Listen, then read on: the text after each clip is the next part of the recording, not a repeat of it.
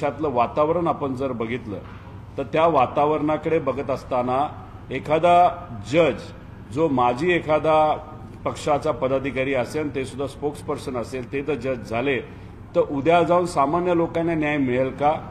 आम्ही सर्वजण सरकारच्या विरोधात सातत्याने बोलत असतो, आमचे कार्यकर्ते बोलत असतात आणि मग आमची एखादी केस जर त्या वकिलांच्या समोर गेली तर आम्हाला न्याय मिळेल का? त्याच्याचबरोबर सरकारच्या विरोधातला एखादा मुद्दा असू शकतो, तो कुठलाही असेल.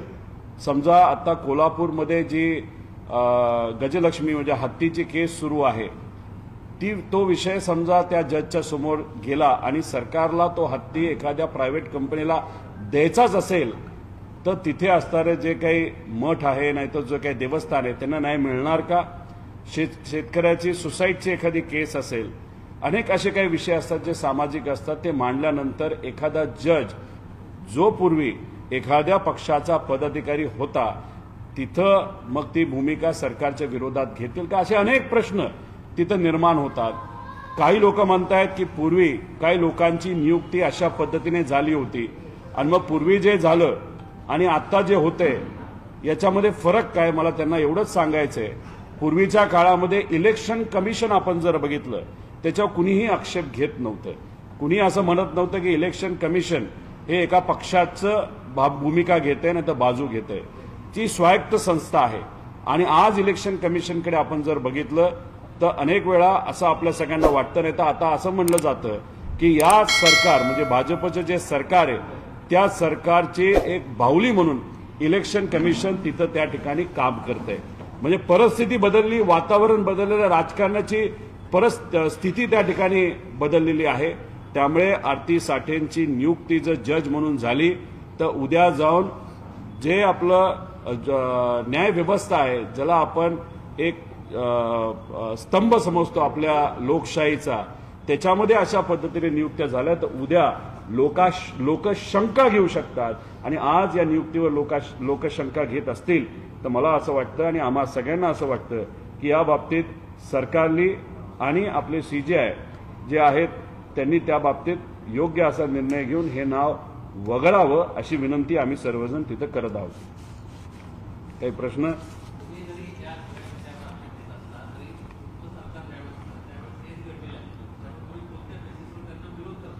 एक तुम्ही समजून घ्या की काही लोक 1972चे दाखले देत आहेत, त्या काळात दाखला तिथं दिला जातो, त्यावेळेस सत्तेतले लोक जर त्या पद्धतीने नियुक्त्या करत होते असं तुमचं म्हणणं असेल तर तुमचे नेते जसं अटल बिहारी वाजपेयी सुद्धा त्या काळामध्ये विरोधी पक्ष नेता होते, नाहीतर ते विरोधात तिथं होते. मग त्यांनी त्यावेळेस आक्षेप घेतला का? त्या बाबतीत ते काय बोललेत का? त्यावेळेस तुमचं भाजप जे होतं त्यांनी तिथं भूमिका काय घेतली? त्यावेळेस कदाचित जी काही नियुक्ती झाली होती ती नियुक्ती या मोठ्या भाजपच्या नेत्यांना योग्य वाटली असल्यामुळे ते बोलले नसावेत. आता भूतकाळामध्ये जगण्यापेक्षा आता भविष्य काळामध्ये भविष्याचा विचार आपल्या सर्वांना त्या ठिकाणी करावा लागेल. त्यामुळे आजचा आणि भविष्याचा विचार करत असताना आजची राजकीय परिस्थिती बघितल्यानंतर आज आम्ही सर्वजण या विषयाचा विरोध त्या ठिकाणी करतोय, एवढंच इथं आम्ही सर्वजण नमूद करतो.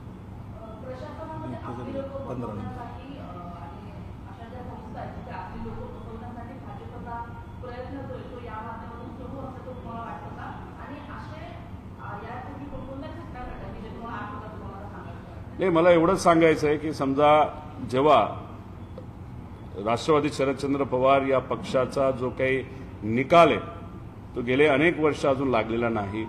त्याच्याचबरोबर आपण जर उद्धव ठाकरे साहेबांच्या पक्षाच्या बाबतीत बोललो, तेलंगणाचा विषय घ्या, याच्यामध्ये जेव्हा डिले केला जातो, कारण का न्यायव्यवस्थेमध्ये justice delayed is justice denied, आणि मग अशा गोष्टी जेव्हा घडतात तेव्हा दुर्दैव असं आम्ही म्हणत नाही की तिथं असणाऱ्या जजेसनी मुद्दामून डिले केला, पण जेव्हा असे काही डिले केले जातात नाही तर अशा पद्धतीने निर्णय घेतले जातात मग कुठेतरी मनामध्ये शंका येते की विरोधातल्या पक्षातले जर विषय तिथं असतील तर मग मुद्दामून तिथे डिले केलं जातं का? मग ही जी शंका जी आजपर्यंत कधीही कोर्टावर, सुप्रीम हायकोर्ट नाहीतर सेशन कोर्टावर सुद्धा आजपर्यंत कुणी घेतली नव्हती. दुर्दैव असं परिस्थिती बघता ती शंका आज लोक आता घ्यायला लागलेले आहेत आणि मग अशा नियुक्त्या जेव्हा होतात तेव्हा अजून जास्त प्रमाणात शंका ही लोक तिथं घेतात.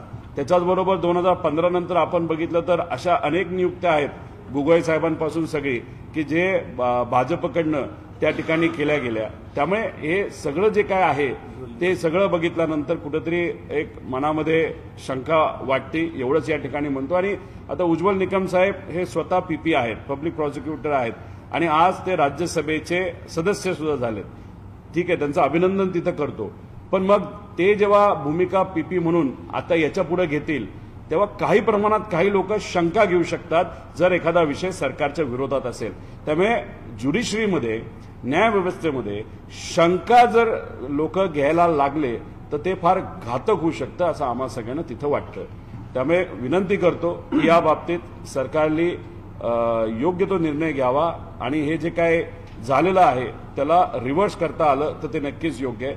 तुम्ही आजही कुठल्याही वकिलाला विचारलं की ज्या वकिलाले आतापर्यंत जजची परीक्षा नाही तर कॉलेजियमच्या इथे इंटरव्ह्यू दिलेला आहे, ते सर्व लोक म्हणतील की कॉलेजियममध्ये असणारे लोक विचारतात की तुम्ही याच्या आधी कुठल्या पक्षाची केस खेळला आहात का, लढला आहात का, आणि जर लढला असाल तर मग तुमचं नाव आम्ही रेकमेंड करू शकत नाही. हे कुठल्याही एखाद्या वकिलाला तुम्ही विचारा, जेली कॉलेजियममध्ये जाऊन तिथे इंटरव्ह्यू दिलेला आहे.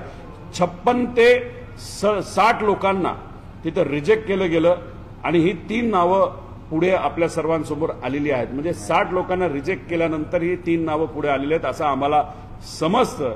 त्यामुळे या सगळ्या गोष्टींकडे कुठं ना कुठेतरी लक्ष देण्याची जरूरत आहे. आणि ज्या लोकांनी इंटरव्ह्यू दिले, कदाचित मला जे कळतंय सरोदे नावाचे जे वकील आहेत, मला माहित नाही, त्यांचा संवाद माझा अजून झाला नाही, त्यांनी सुद्धा इंटरव्ह्यू दिला असावा.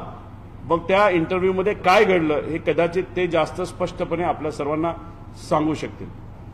लातूरचे एक भाजपचे आमदार आहेत, त्यांनी जनता दरबारामध्ये अधिकाऱ्यांना दम दिला आहे, तसं व्हिडिओ व्हायरल होतोय आणि ते म्हणतात की तू काँग्रेसचा कार्यकर्ता आहे. आता काय झालंय की आज सरकारमध्ये असणारे जे सर्व आमदार आहेत, नेते आहेत, त्यांना असं वाटतं की त्यांची घरची सरकार आहे, त्यांचं घरचे अधिकारी आहेत. म्हणजे घरामध्ये जे आपण चहा वगैरे देण्यासाठी नाहीतर घराची साफसफाई करण्यासाठी ज्या पद्धतीने लोक असतात त्यांचा आदरही केला पाहिजे. पण जसं काही लोक त्यांच्यावर चिडतात, ओरडतात, तसंच आता या राज्यातल्या सर्व आमदारांना जे सत्तेत आहेत त्यांना असं वाटलंय की हे ग्रामसेवक त्यांचे घरगडी आहेत, नाहीतर समजा पोलीस अधिकारी हे त्यांच्या वॉचमॅन सारखे आहेत, मग कसंही बोललं तरी चालतं. त्यामुळे हे जेव्हा व्हिडिओ बाहेर येतात तेव्हा जी लोक आहेत जी कदाचित राजकारणापासून दूर आहेत त्यांना कुठं ना कुठंतरी आता राज्यकर्त्यांचा, आमदारांचा, लोकप्रतिनिधींचा तिरस्कार वाटायला लागले अशी ती परिस्थिती आहे. मेघना बोर्डीकरांचा पण मुद्दा तुम्ही जर बघितला, त्यांनी सुद्धा अतिशय म्हणजे पब्लिकमध्ये फक्त गर्दी त्या ग्रामसेवकली केली नाही, नाहीतर 1400 जे घरकुल दिली गेली होती त्या 1400 घरकुलपैकी फक्त 7च लोक लाभार्थी तिथं आले आणि बाकीचे आले नाहीत. आणि म्हणून गर्दी न झाल्यामुळे त्यांनी कानाखाली मारण्याची भाषा तिथं केली. त्यामुळे हे जेव्हा होतं हे योग्य नाही. त्यामुळे जे कोणी आमदार असतील त्यांना समज ही भाजपच्या नेत्यांनी त्या ठिकाणी द्यावी. पण होतंय असं की हे सर्व नेते खालच्या पातळीवर जाऊन बोलतात खरं, पण त्यांचे जे नेते आहेत ते मुख्यमंत्री साहेब असतील, इतरही मोठे नेते आहेत, ते मात्र या सर्व आमदारांचे, कार्यकर्त्यांचे कान मात्र तिथं धरत नाहीत. आणि ती गोष्ट न केल्यामुळे ह्यांना असं वाटतं की काही बोललं तरी चालतंय. त्यामुळे काही कॅन्टीनमध्ये जाऊन कॅन्टीन केसरी झालेले आपण सर्वांनी बघितले. काही लोकांनी बॉन्ड लिहून दिलाय, मी ह्याला मारतो, ह्याला तोडतो, ह्याला हे करतो. काही रम्मी खेळणारे जे नेते ते तिथं आपण बघितलेले आहेत. आणि अशा पद्धतीने विविध ठिकाणी वेगळ्या वेगळ्या वेळेस जे सत्तेतले आमदार आणि नेते आहेत त्यांनी अतिशय खालच्या लेवलला जाऊन त्या ठिकाणी वक्तव्य केलेलं, त्याचा निषेध हा आम्ही सर्वजण त्या ठिकाणी देत आहोत, करत आहोत. गेल्या 10 दिवसापूर्वी 2 मोठे निकाल आले, एक मुंबई बॉम्बस्फोटाचा, साखरी बॉम्बस्फोटाचा आणि दुसरा मालेगाव बॉम्बस्फोटाचा. मुंबई बॉम्बस्फोटाच्या संदर्भात उच्च न्यायालयाने जो निर्णय दिला त्या संदर्भात राज्य सरकार सर्वोच्च न्यायालयात जात आहे, परंतु मालेगाव बॉम्बस्फोट प्रकरणी राज्य सरकार सर्वोच्च न्यायालयात जाणार नाही असं आरटीआय मधून नुकतं उघड झालेलं आहे. कुठेतरी सरकारचा हा धोरणीपणा आहे. आता मला असं कळतं यांची स्टेटमेंट कदाचित मी कुठेतरी ऐकली आहे की जे काही बॉम्बस्फोटचा मुद्दा तिथं झालेला आहे मालेगावचा, तिथे असणारे कुणीतरी एक हिंदू समाजाचे धर्मगुरूंनी एक प्रश्न केलेला आहे, जर मग यांनी नाही केला तर कुणी केला. कुठं ना कुठेतरी खरं हे लोकांसमोर तिथं आलं पाहिजे. जर तुम्ही सरकारी यंत्रणेच्या माध्यमातून तिथं एखादा तपास करत असाल तर कदाचित त्या यंत्रणेवर सरकारचा आणि तर सरकारमध्ये असणाऱ्या काही नेत्यांचा दबाव असू शकतो आणि त्यामुळे एखादा निर्णय देत असताना आम्हाला हा पुरावा सापडला नाही, तो पुरावा सापडला नाही, असं कदाचित ते इन्व्हेस्टिगेशन करणारे लोक बोलू शकतात, नाही तर वागू शकतात.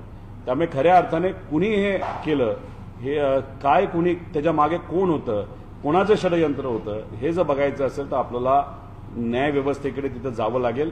जसं मुंबईसाठी गेला तसं मालेगावसाठी सुद्धा आपल्याला जाऊन खरं काय लोकांसमोर आलं पाहिजे. आणि जर खरं काय लोकांसमोर आलं नाही तर उद्या जाऊन अशा घटना वाढू शकतील.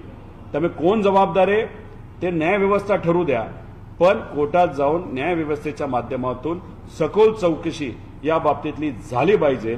ती याच्यासाठी तर जर खरं काय लोकांसमोर आलं, सरकारसमोर आलं, तर उद्या जाऊन अशा घटना घडणार नाही याची दक्षता हे सरकार सुद्धा त्या ठिकाणी घेऊ शकतं. परत एकदा तुम्हाला एक धक्का दिला आहे. काल धाराशिवमधील तुमचे नेते माजी आमदार राहुल मोटे हे अजितदादांच्या राष्ट्रवादीमध्ये आम्हाला जे कळतंय की राहुल मोटेंचा जो कारखाना आहे तो अजितदादांच्या पक्षाच्या कुठल्या तरी नेत्याच्या माध्यमातून चालवला जातो. मग त्यांचा कारखाना जर अजितदादांच्या पक्षातला एक नेता, तर तो नेता तुम्हाला शोधावा लागेल. त्यांचा कारखाना जर चालवत असेल तर मग अख्खी त्यांची संस्था ही अजितदादांच्या पक्षात असल्यासारखी आहे. ती संस्था टिकावी, त्यांना अडचणी येऊ नयेत म्हणून राहुल मोटेंनी स्वतःसाठी, संस्थेसाठी तो निर्णय तिथे घेतलेला आहे. राजकारणामध्ये जेव्हा आपण स्वतःचा, आपल्या फक्त संस्थेचा विचार तिथं करतो तर मग कुठं ना कुठंतरी तुम्ही भूमिका स्पष्ट करता की आम्ही लोकांसाठी राजकारण करत नाही, आम्ही संस्थेसाठी राजकारण करतो, आम्ही स्वतःसाठी राजकारण करतो. ज्यांना संस्थेसाठी आणि स्वतःसाठी राजकारण करायचे ते सत्तेत जाऊन बसलेले आहेत. आम्हाला लोकांसाठी काम करायचं, आम्हाला विचारासाठी काम करायचं म्हणून आम्ही विरोधात आहोत. त्यामुळे ते तिथे गेले असले तरी येत्या काळामध्ये लोकशाहीच्या माध्यमातून लोक योग्य ते उत्तर हे त्यांच्या मतदारसंघामध्ये दिल्याशिवाय राहणार नाही.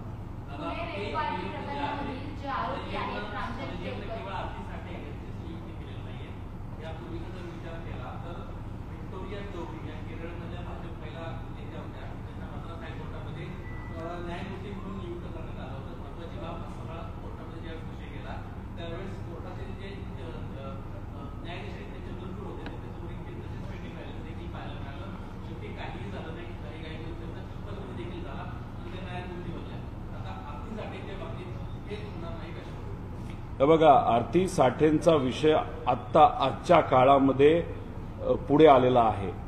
गेल्या वेळेस ज्या ज्या नियुक्त्या तिथं झाल्या, ज्या कोणी केल्या असतील त्याच्यात विरोधकांकडनं, समजा काँग्रेसचं सरकार असेल तर भाजपकडनं त्या बाबतीतला विरोध झाला होता का, त्याच्या बाबतीतली चर्चा झाली होती का.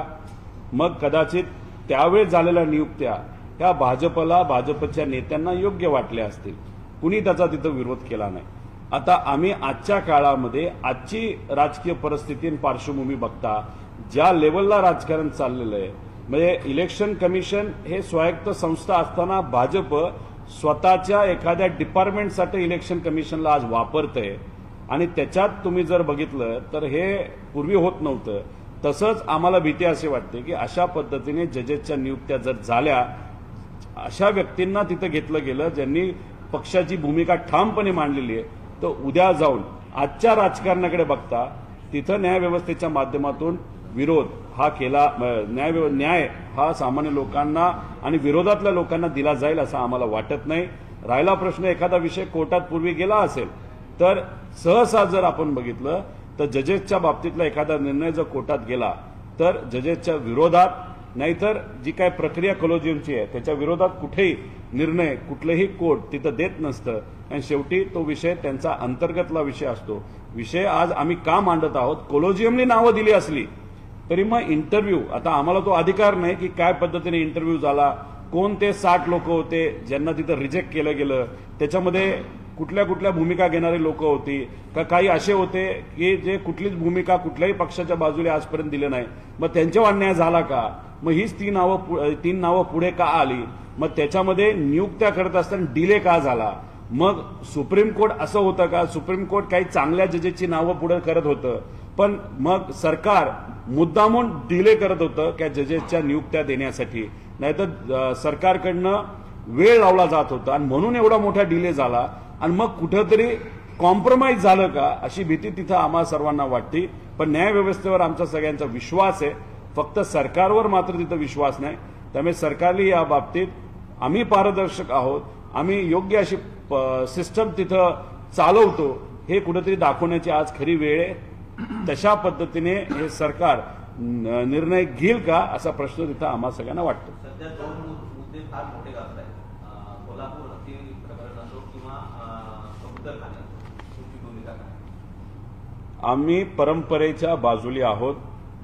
आम्ही जी कुठली संस्कृती जे अनेक वर्षांपासून एखाद्या परिसरामध्ये, एखाद्या मंदिरामध्ये, एखाद्या मठामध्ये तिथं चालू असेल तर त्या परंपरेला आम्ही भक्कमपणे तिथं पाठिंबा देतो. जे कोल्हापूरचं गजलक्ष्मीचं प्रकरण झालं, जे हत्तीचं प्रकरण झालं, त्याच्यामध्ये मठाकडनं कोर्टामध्ये त्यांची बाजू मांडण्यासाठी कदाचित चांगले वकील हे दिले गेले नव्हते. नाहीतर विरोधात जे लोक लढत होते ते या देशातले, एशियातले सगळ्यात श्रीमंत परिवार, त्या परिवाराच्या विरोधात आम्ही नाही. मग त्यांनी चांगले वकील तिथं वापरल्यानंतर तिथं मठ तो तिथं कोर्टात हारलेला आहे. त्यामुळे याच्या पुढे परत आपल्याला जर कोर्टात जावं लागलं तर चांगले वकील हे आपल्याला द्यावे लागतील. पण सरकारने या बाबतीतली भूमिका घेणं तितकंच महत्वाचं आहे. पण सरकारकडनं ठाम भूमिका घेताना आपण कुठेही त्या ठिकाणी दिसत नाही. पण मी त्या परिवाराला विनंती करतो, जर लाखो लोक रस्त्यावर येत असतील आणि त्याचा विरोध करत असतील तर त्या गजलक्ष्मीला, त्या हत्तीला त्याच मठात ठेवण्यासाठी या मोठ्या परिवाराने पुढाकार घ्यावा अशी विनंती त्या परिवाराला सुद्धा करतो आणि सरकारलाही विनंती करतो की त्या बाबतीत तुम्ही हे करा. आणि राहिला प्रश्न कबूतरखान्याचा, तर अनेक वर्षांपासून जर कबूतरखाने राहिलेत, लोक देव समजून नाहीतर एक प्राणी नाहीतर एक पशु समजून त्यांना जर तिथं अन्न देत असतील, अन्नदान करत असतील आणि ती परंपरा जैन समाजामध्ये नाहीतर इतर समाजामध्ये ही आजपर्यंत जर ठेवली जात असेल तर मग का कबूतरखाना तुम्ही बंद करता? काय त्याला अडचण आहे? म्हणजे विकासाच्या नावाखाली तुम्हाला फक्त पैसे खायचे म्हणून जर तुम्ही अशा पद्धतीने जी आजपर्यंतची परंपरा आहे ती मोडीत काढून तिथं वेगळं काहीतरी तुम्ही करत असाल तर त्या सगळ्या गोष्टीला, त्या प्रक्रियेला, या सरकारला, सरकारच्या निर्णयाला आम्ही त्या ठिकाणी विरोध करतो.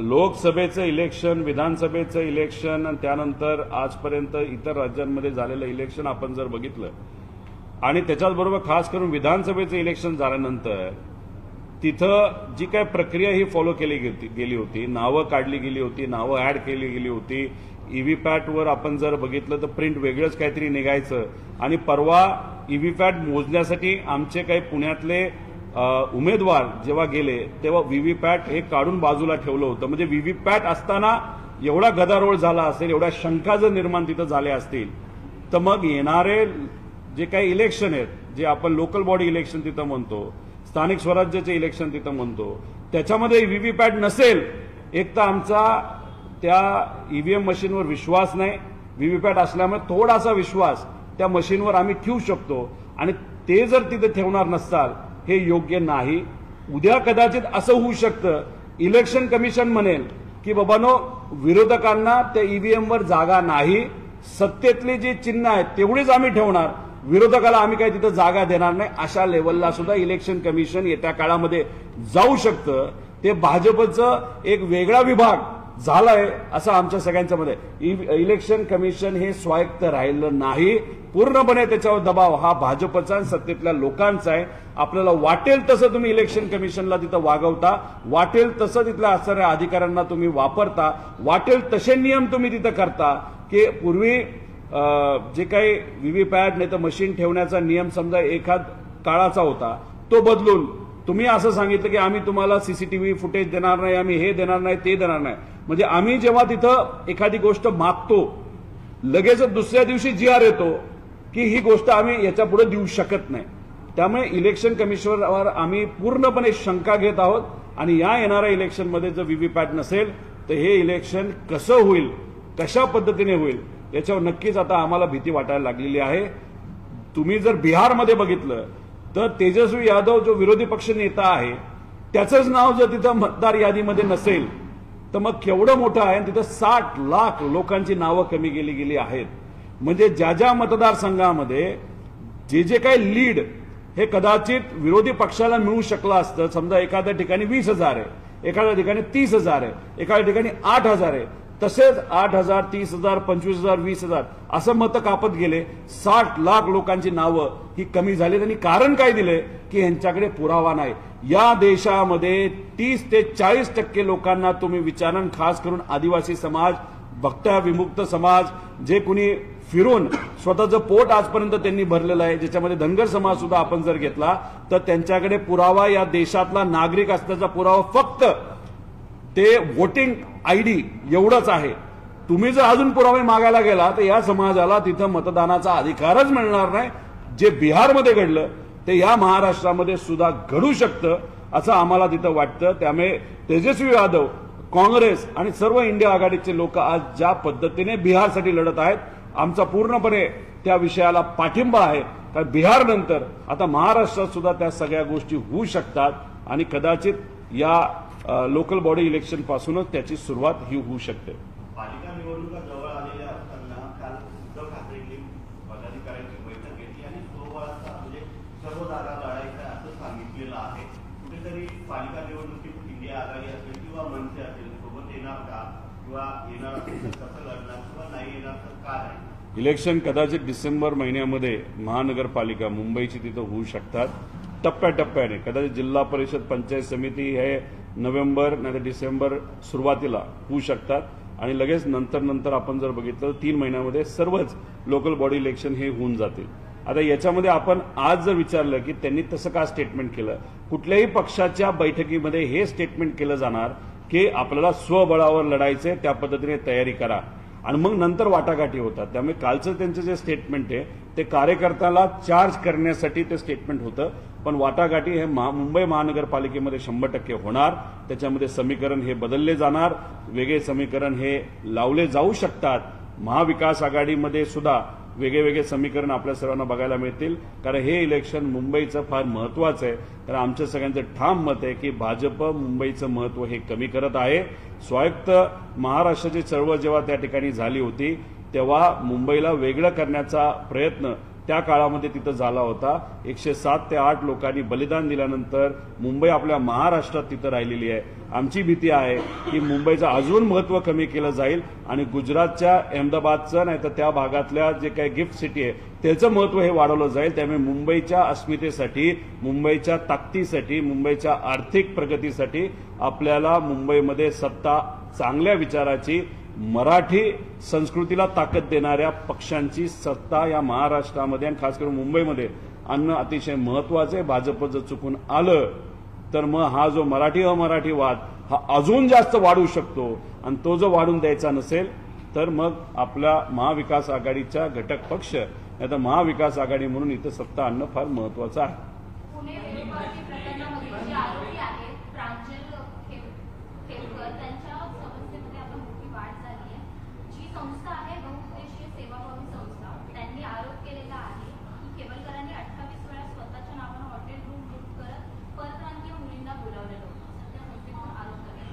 विषय एवढाच आहे की त्या दिवशी काय घटना घडली, जे काही ड्रग्ज हा विषय तिथं चर्चेत आहे त्या बाबतीत काय चाललंय हे तुम्ही तिथं विचारा. एखाद्या पर्सनल विषयामध्ये जर काही लोक जात असतील तो त्या व्यक्तीचा आणि त्या संस्थेचा आणि पर्सनल गोष्टीच्या विषयावर आम्ही राजकीय भाष्य तिथं करणार नाही. पण खडसे साहेबांनी ज्या पद्धतीने आक्रमक भूमिका हे या राज्यातल्या सत्तेत असणाऱ्या एका मंत्र्याच्या विरोधात घेतली आणि त्यांनी एवढंच सांगितलं, लोढा नावाचा जो व्यक्ती आहे जो आज जेलमध्ये आहे त्यांनी हनी ट्रॅप प्रकरण कोणाबद्दल केलं होतं, कसं केलं होतं आणि तो लोढा स्वतः हनी ट्रॅप प्रकरणामध्ये कसा अडकला आणि कुठंतरी अंधेरी इथं असणारी जी काही FIR आहे ते FIR सरकार का लपवतोय असे अनेक प्रश्न खडसे साहेबांनी केल्यानंतर त्यांच्या जावयावर तिथं कारवाई झाली. ते फॅब्रिकेटेड असेल असं आमच्या सगळ्यांचं मत आहे. त्या फक्त विषयाच्या बाबतीत तुम्ही जर आम्हाला प्रश्न केला तर आम्ही एवढंच सांगू की त्याच्यामध्ये नक्कीच काहीतरी राजकीय खेळी आहे. ते जे काही हॉटेल आहे त्या हॉटेलचे CCTV फुटेज हे खडसे परिवाराने मागितलेले आहेत, पण त्यांना अजून ते मिळालेले नाहीत. त्याच्याचबरोबर जे व्हिडिओ हे पोलिसांच्या ताब्यात होते, ते व्हिडिओ पोलिसांच्या ताब्यात असताना मीडियाकडे ते गेले कसे? त्यात मीडियाची चूक नाही, ते पोलिसांनीच दिले. त्यामुळे कुठं ना कुठं तरी, आणि त्याच्याचबरोबर ही कारवाई करत असताना फार स्निपर डॉग्स सुद्धा त्यांच्याकडे बरोबर होते. ही कारवाई झाल्या विदाऊट वॉरंट रोहिणीताई खडसेंची जिथं कुठं घरं आहेत त्या घरामध्ये सुद्धा विदाऊट वॉरंट सर्च केलं गेलं. त्याच्याचबरोबर असं आम्हाला कळतंय की मोबाईलमध्ये पर्सनल फोटो काढून त्या प्रांजल नावाचे जे व्यक्ती आहेत त्यांना तिथं ब्लॅकमेल केलं जातं, हे काढू बाहेर काढू. त्यांच्या व्यक्तिगत जीवनामध्ये ते काय करतात याच्यात आमचं काही घेणं देणं नाही. आज जर आपण नेत्यांच्या बाबतीत सुद्धा जर खोलात गेलो तर बऱ्याच लोकांचे बरेच विषय निघतील. त्यामुळे त्याच्यात तर आम्हाला काही जायचं नाही. आणि नाशिकमध्ये जिथं ते हनी ट्रॅप प्रकरण घडलं, मग त्याच्यामध्ये कोणाकोणाची नावं आहेत हे सरकारने जाहीर करावे असं आम्ही सगळे त्या ठिकाणी म्हणू.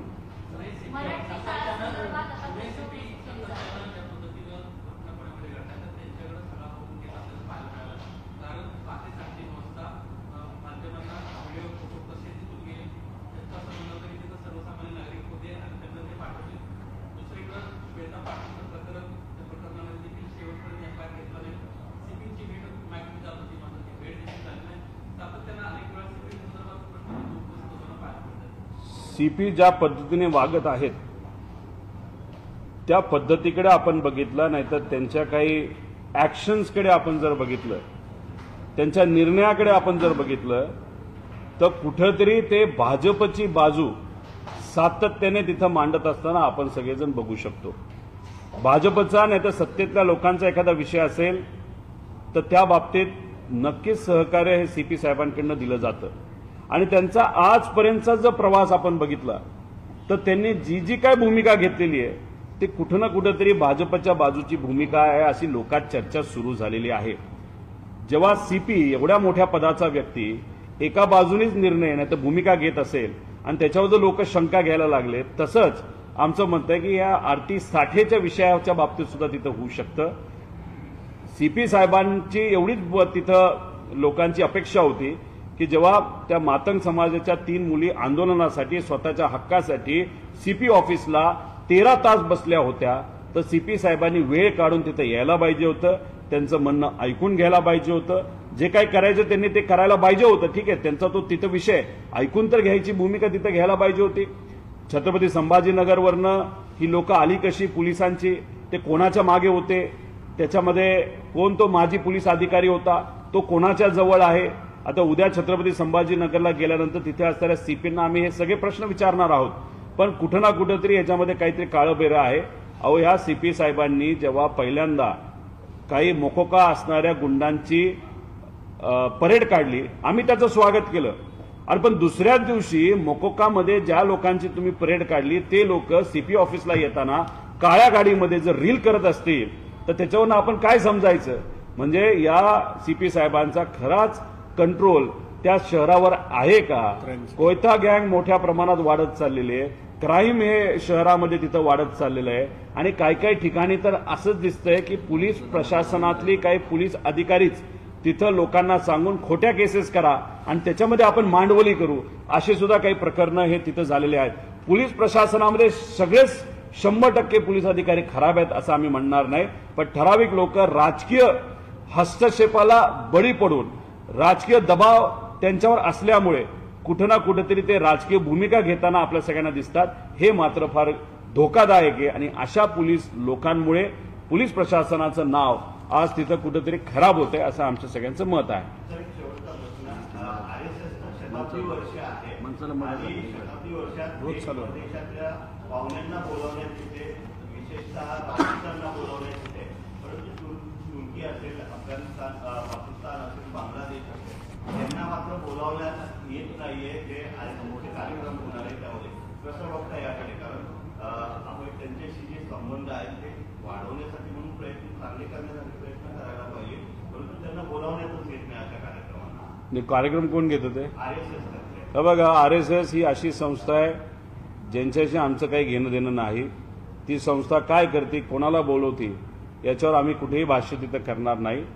आम्ही सरकारबद्दल नक्कीच बोलू शकतो, आम्हाला केंद्रातल्या सरकारला एवढंच सांगायचंय की उद्या जाऊन जर काही आपल्या या देशावर आघात झाला तर आपल्याला आसपासचे जे देश आहेत त्यांच्याशी मैत्री ठेवणं फार महत्वाचं आहे. नाहीतर जवळच्याच एका देशाच्या विमानाच्या धावपट्टीचा वापर करून आपल्या विरोधात काही त्या ठिकाणी गोष्टी होऊ शकतात. त्यामुळे डिप्लोमसी आज कुठेतरी या केंद्र सरकारकडे कमी आहे असं आपल्याला म्हणावं लागेल. अमेरिका आणि भारताचे जे काही रिलेशन आहे जे कुठे ना कुठेतरी आता सरळ झाले पाहिजे, अडचणी सुटल्या पाहिजे, पण त्या बाबतीत कुठेही अडचणी कमी होताना दिसत नाही. ट्रम्प साहेब हे सातत्याने आपल्या राज्य सरकार देशातल्या सरकारच्या विरोधात तिथं असणाऱ्या नेत्याच्या विरोधात वेगवेगळे स्टेटमेंट तिथं देत चाललेत, पण त्याच्यावर आपण कुठेही उत्तर देऊ शकत नाही. त्यामुळे आसपासच्या देशांबरोबर चांगलं रिलेशन जर असेल तर मग हा जो पाकिस्तान देश आहे जो आपल्या विरोधातला देश आहे त्याच्यावर आपल्याला कंट्रोल करण्यासाठी, नाहीतर त्यांनी जर आपल्यावर काही आघात केला ते आसपासचे देश सुद्धा आपल्या विचाराचे असणं नाहीतर आपल्याशी त्यांचं चांगलं असणं हे फार महत्वाचं आहे. नाहीतर चायना आणि पाकिस्तान यांनी एकत्रित इतर देशांना विश्वासात घेऊन जर आपल्यावर कुठं काही कारवाई केली ते फार धोक्याचं ठरू शकतं. त्यामुळे जे इतर देश आहेत पाकिस्तान आणि चायना सोडून यांच्याबद्दलचे रिलेशन चांगले करण्यासाठी आपल्या देशाच्या सरकारने काही ना काहीतरी तिथं केलं पाहिजे असं आमच्या सगळ्यांचं मत आहे.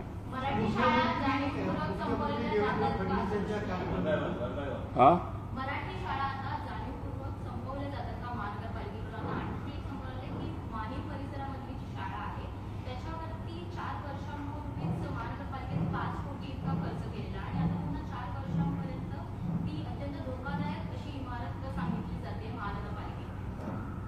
तुम्ही जो प्रश्न विचारला ते नक्कीच खरं आहे की हे जे राज्यातलं सरकार आहे ते कुठं ना कुठंतरी मराठी अस्मिता, मराठी भाषा आणि मराठी संस्कृतीच्या विरोधात आहे. दुबे नावाचे जे खासदार आहेत, जे भाजपचे खासदार आहेत, त्यांनी मराठीबद्दल, महाराष्ट्राबद्दल अपशब्द वापरले.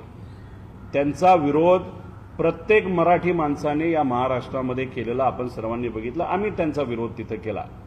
पण त्याच दुबेंना आम्ही महाराष्ट्रात आणल्यानंतर त्यांचं स्वागत करू, त्यांना प्रोटेक्शन देऊ असं जर देवेंद्र फडणवीस साहेब म्हणत असतील तर काय संदेश देण्याचा प्रयत्न भाजप सरकार तिथं या देशामध्ये तिथं करत आहे असा प्रश्न निर्माण होतो. आणि ही जी डिप्लोमसी आहे खासदारांबरोबर याचा खोलात जाऊन अजून अभ्यास केला तर कदाचित सप्टेंबर-ऑक्टोबरमध्ये आपले जे मुख्यमंत्री साहेब आहेत ते दिल्लीला जातात का काय असा प्रश्न आता कुठेतरी निर्माण व्हायला लागला आहे.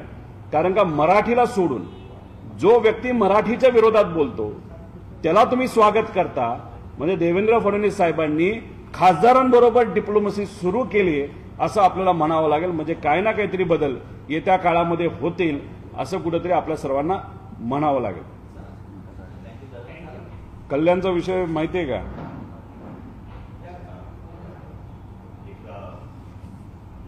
कल्याण पश्चिममध्ये एक अवंती ग्रुपचे विकासक श्रीकांत शितोळे यांच्या विरोधात काही लोक तिथं आंदोलन करत आहेत, उपोषण करत आहेत. आणि हे जे उपोषण करणारे लोक कोण आहेत तर माजी भाजपचे आमदार आहेत. ते कदाचित आता एकनाथ शिंदे साहेबांना त्यांच्या मतदारसंघातली सीट गेल्यामुळे तिथं भाजपकडनं त्यांना संधी न मिळाल्यामुळे ते अपक्ष लढले असले तरी ते आज तिथं उपोषण करतायत.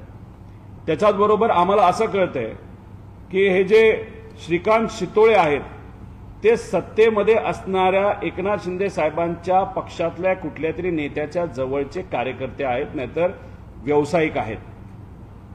या व्यक्तीच्या विरोधात कारवाई व्हावी असा आदेश हा खुद होम मिनिस्टर आणि मुख्यमंत्री देवेंद्र फडणवीस साहेबांनी तिथं काढला.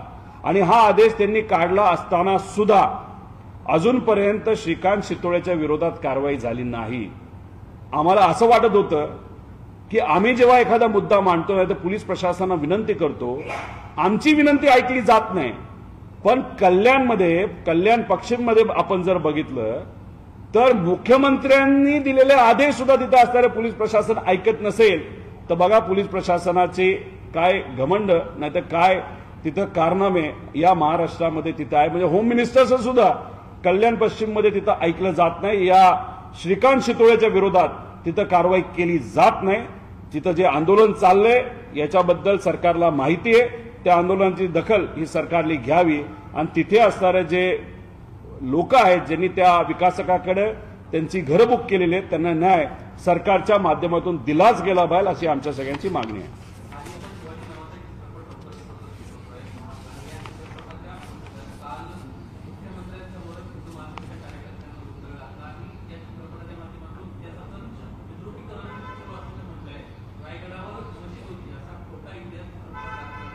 भाजप प्रेरित नाही तर RSS प्रेरित संघटनेने जर एखाद्या चित्रपटाचा विरोध केला असेल तर मग असं आपल्याला म्हणावं लागेल त्या चित्रपटामध्ये कदाचित खराच इतिहास दाखवला असावा. तो पिक्चर मी तिथं अजून बघितलेला नाही. काय त्या पिक्चरमध्ये दाखवलंय हे तिथं आपल्याला बघावं लागेल.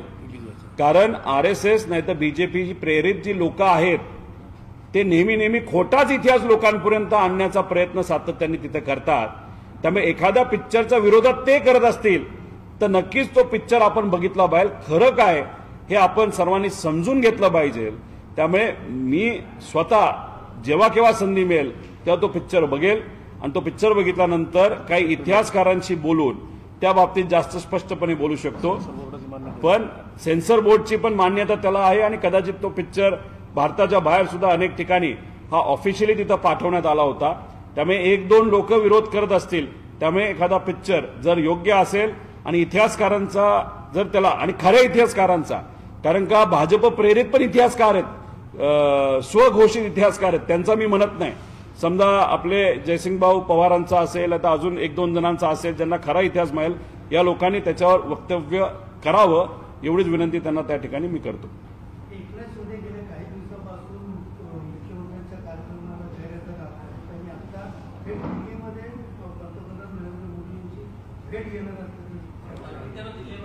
सातत्याने दिल्ली वाऱ्या वाढल्यात. त्याच्या मागे एक कारण असं आहे अशी चर्चा सुरू आहे की पुढच्या 1-1.5 महिन्यामध्ये एकनाथ शिंदे साहेबांच्या विरोधात सुप्रीम कोर्ट निर्णय देईल आणि जे धनुष्यबाण चिन्ह हे कदाचित उद्धव ठाकरे साहेबांकडे जाऊ शकतं. आणि मग असं घडलं तर एकनाथ शिंदे साहेबांकडे 2 पर्याय असतील. एक पर्याय भाजपमध्ये विलीन व्हायचं आणि दुसरा पर्याय की जे काही त्यांचे 50 जागा आहेत तिथं परत रिइलेक्शन होणार. तिथं जर रिइलेक्शन झालं आणि आपण जर त्याचा खोलात अभ्यास केला तर पुरंदरचं एक उदाहरण सांगतो. पुरंदरमध्ये आता तिथं आमदार कोण आहेत तर विजयभाऊ शिवतारे आहेत. हे एकनाथ शिंदे साहेबांचे आमदार आहेत. तिथं भाजपने काय केलंय तर संजय जगताप जे काँग्रेसचे नेते होते त्यांना भाजपमध्ये घेतलंय. त्यामुळे जर तिथं परत एकदा पुढच्या 1-1.5 महिन्यामध्ये इलेक्शन झालं तर भाजप संजय जगतापांना ताकद देणार. कोणाच्या विरोधात तर एकनाथ शिंदे साहेबांच्या विरोधात. आणि ही सगळी खेळी ही एकनाथ शिंदे साहेबांना कळली असल्यामुळे अनेक वेळा दिल्लीत ते जातात. जेव्हा एकनाथ शिंदे साहेब दिल्लीत सातत्याने जातात नाही तर त्यांच्या गावी जातात तेव्हा या सरकारमध्ये ऑल इज नॉट वेल असा संदेश त्या ठिकाणी असतो. हे आपण सर्वांनी समजून घेतलं पाहिजे. चला धन्यवाद. तुम्हाला काय ते बोलायचं यवतच्या दंगलीबद्दल सांगायचंय. यवतच्या दंगलबद्दल मला सांगायचे 2 आमदारांची कारवाई ग्रुपवर मी निवेदन दिलंय. तेव्हा यांना काही दंगलबद्दल बोलायचं मग यवतच्या दंगलीबद्दल थोडं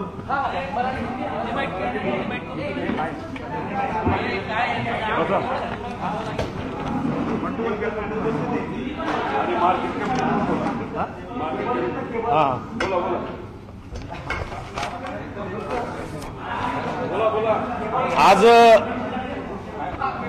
राज्य शासनाला महाराष्ट्र शासनाचे जे पोलीस महासंचालक आहेत त्यांना आम्ही राष्ट्रवादी काँग्रेस तर्फे दौंड तालुक्यातील यवतमध्ये